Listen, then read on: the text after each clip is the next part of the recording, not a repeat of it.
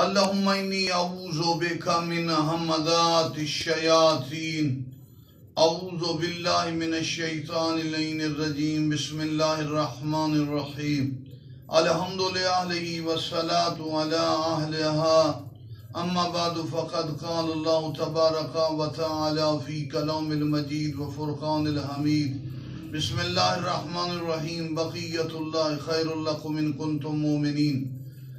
اللہ کا باقی ماندہ خزانہ، توحید کا آخری خزانہ، امام زمانہ ہمارے لیے بہتر ہے اگر مومنین میں سے ہیں۔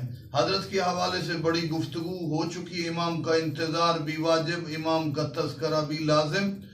آج ہم دریائے صحابہ کے حوالے سے بات کر رہے ہیں۔ دریائے صحابہ کا کوئی کانٹیکٹ، کوئی رابطہ ہے امام کے ظہور کے علاوہ؟ بے شک حضرت کے ظہور کے قریبی علامات میں سے ہے کہ دریائے صحابہ جاری ہو جائے گا، جیسے نبی کے دور میں بند ہوا اب جاری ہوگا۔ دریائے صحابہ کے حوالے سے ایک خبر ہم پہنچانا چاہتے ہیں۔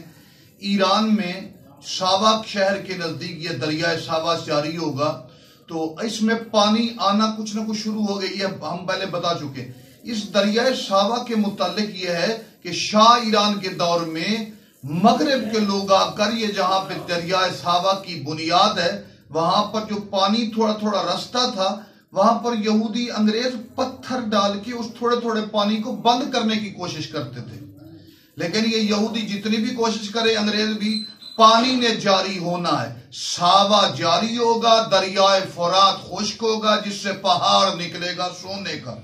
تو یاد رکھنا، جب امام زمانہ آئیں گے جتنی بھی رکاوٹیں ڈال لیں، اس دریا نے آب و تاب کے ساتھ جاری ہو کر امام زمانہ کی سلطنت کا اعلان کرنا ہے۔ جس طرح صحابہ کے ذریعے سے دشت کویل اور دشت لوط کے صحرا آباد ہوں گے، اسی طرح امام زمانہ کی وجہ سے پورا کرۂ ارض شاداب ہوگا، مہدی آقا کی وجود کی وجہ سے۔ والسلام علیکم ورحمۃ اللہ وبرکاتہ۔